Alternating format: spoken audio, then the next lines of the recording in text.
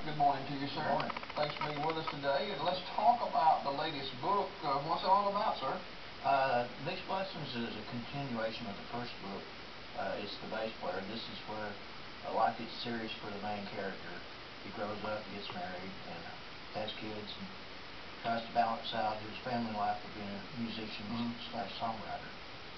It's kind of based on things that happened in my life, but it's fiction. So talk about your life a little bit. Well, I've been a musician since I was 14. I've played in bands off and on all my life. Worked in Nashville in recording studios up there. Did concerts with some big name artists over the years. Been blessed in that area a lot. Just being a musician. Well, we've got Mother's Day in just a couple of weeks, and this book dedicated to your late mom. Yeah, it is. Yeah, she passed away last July, and the first book I dedicated to my friend Charlie Gamble, who has Alzheimer's, and then this book I dedicated to my mom. Now, speaking of Charlie Gamble, you guys played together a lot, didn't you? Yeah, we did. We did off and on for about 30-something years. This book, Mixed Blessings, when did you decide, or had you already decided after your first writing that you would have another one, a continuation of that? Well, the first book did so well, I just decided, hey, I need to make a sequel. So I did, and I said, well, I'm going to go in a different area with this book than the first one. The first one is mostly just fun and the crazy things that happen when you play in a band when you're 19, and this one's a little more serious. What made you start in writing? I picked up my first Clive Cussler novel when I was back in 1980, and I got inspired by him with his storytelling. I said, well, I don't have the experience or the background he's got to write adventure novels, so I'll write about what I know, which is music. So I started in '86 writing the first book, and then I put it down for about 10 years, didn't touch it again, and then put it down again for another 10 years. And then about 4 years ago, I picked it up again and finished it. And I said, well, let's get a publisher and work from there. What goes into writing a book? A lot of patience and a lot of, you spend a lot of time. You rewrite, because a lot of times you come up with a great idea for something in the book, and then you think, no, wait a minute, I can improve on this. It's like writing songs. Who can read this book and connect with it? About anybody can. If you're a music lover, it's great. If you love a love story, it's a love story about a young man who falls in love, and then he has problems, but he finally ends up getting married, and then things happen. My wife Libby says it's a lot like Nicholas Sparks' writings. Mixed Blessings, written by Cabot Barden. Cabot, our guest this morning. This is his second writing. Can we expect another? Yeah, as a matter of fact, I'm working on the third one now, which pick up where this one left off, but in the middle of it, I go into I have no idea. Telling my mother's life story. She grew up in the Depression and World War II, so it'll be partly about her too. Now, you get to a lot of coffee shops and anywhere that you're invited, you go, don't you? Yeah, pretty much. Yeah, we've done a lot of book signings here lately, especially. Last one we did was Barnes & Noble in Hendersonville, Tennessee, and we had a great turnout for that. So talk about the initial book, how successful it was, and where they can get that one and this book. The first book is doing really great.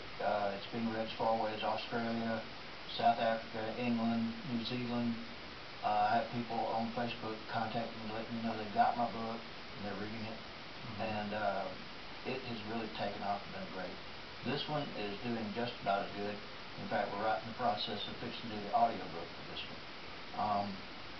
You can get them at Barnes & Noble. You can get them at Amazon.com. If you want it locally here in Silicaga, the Book Nook here in Silicaga has both books. And I think Books of Millions. Easy read, what, 153 pages or so? Yeah, pretty much. Do you look before you write a book or in the process and you say, well, I don't want to get too many pages, but I want to make sure that there's enough. Yeah, I found from reading other people's books that have been turned into movies, especially. Usually, the movie people like a shorter book because it's easier to turn it into a screenplay. Longer book, they have to condense it and take parts out. Usually, they get into a conflict with the author, like my buddy Clive Cussler did in the movie Sahara. He had all kinds of problems. His book was like 600 something pages, and they had to condense it into 2 hours. Wow. So. Cabot Barden, our guest this morning, writer, and his latest book, Mixed Blessings, is available now. And what goes into the cover of the book? Well, luckily I've had really good luck with my publishers. They've picked out my covers for me.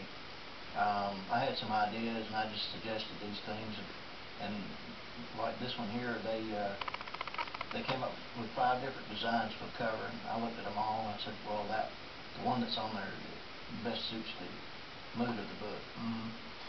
If somebody watching across the state this morning is saying to themselves, they've been kind of contemplating or toying with the idea of writing a book, give them some tips. The best thing to do is be patient, sit down and mesh out your ideas. Make an outline first. Outline your book first, then you can flesh it out and put all the details in later. But you got to have something to go by. You got to have some kind of track to go by. If you don't have that, you don't know where your story's going to go. Do you get caught up in writing stories like this? Yeah, I did with this one especially. One of the main characters dies in the book, and I didn't want to kill that character off bad. And I kept thinking, you'd have a future in another book, man.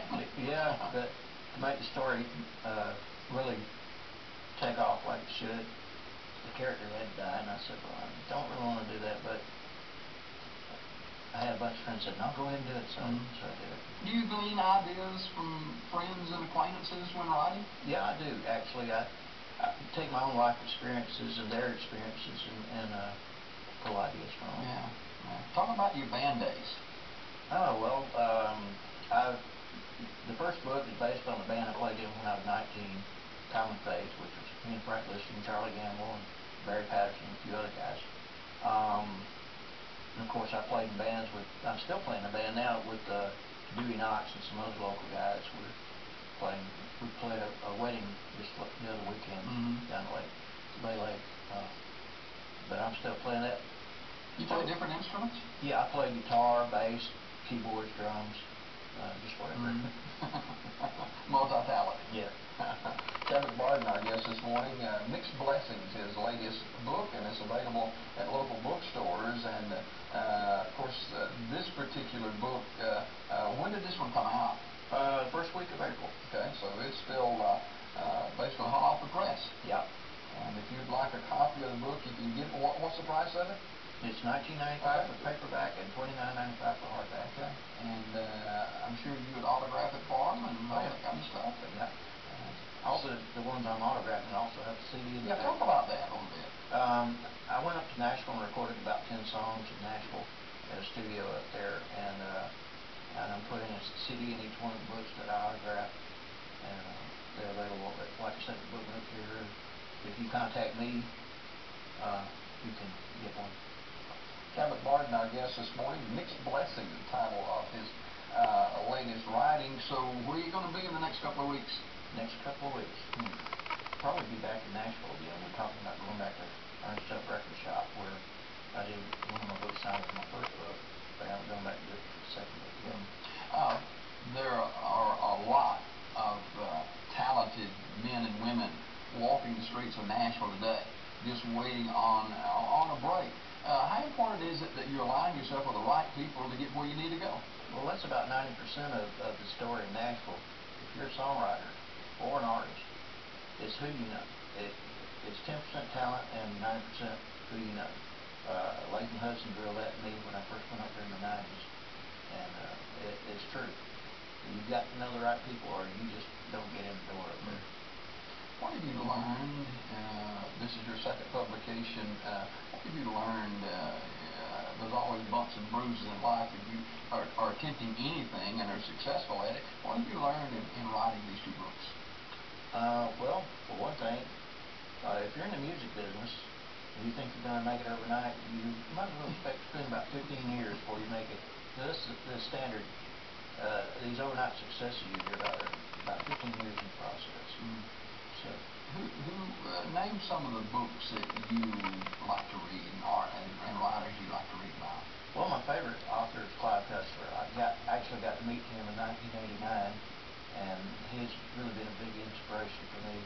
He's got like 37, 38 top 10 bestseller novels. And I actually got to do the music for the movie Sahara in 2005 for him. He wrote the book Sahara, and I contacted him, said, can I write music? And he said, sure, go ahead.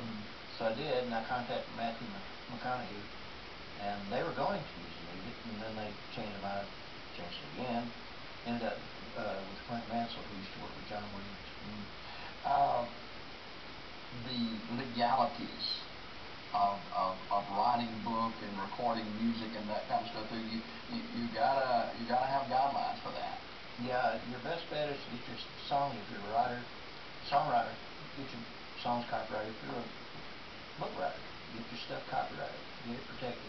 The easiest copyright for a songwriter is what we call poor man copyright, which is you take your songs, you put them in an envelope, mail them to yourself. Don't open them. Leave them sealed, because there you have proof that you wrote the songs by the post office. Wow. You can't argue with that.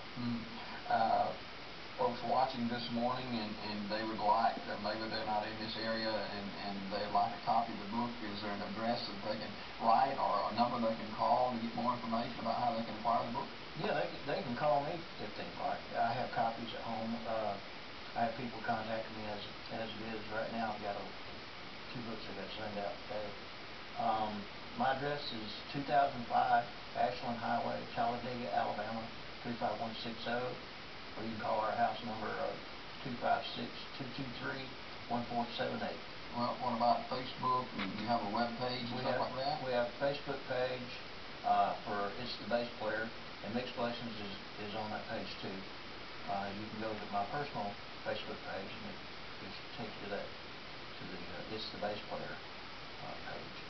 Cabot Barden, our guest this morning, the bass player and also the writer of his latest book, Mixed Blessings, available at your local bookstore. And of course, Cabot been in this area quite a while. A lot of you know him and have been in concerts with him and gotten his first book. Now you're getting his second book, Mixed Blessings. And we appreciate you being with us this morning and continued success. Thank you. Thank you for having me. Cabot Barden, our guest this morning, the writer of The Bass Player and Mixed Blessings. We've got more to do on Daybreak right after you.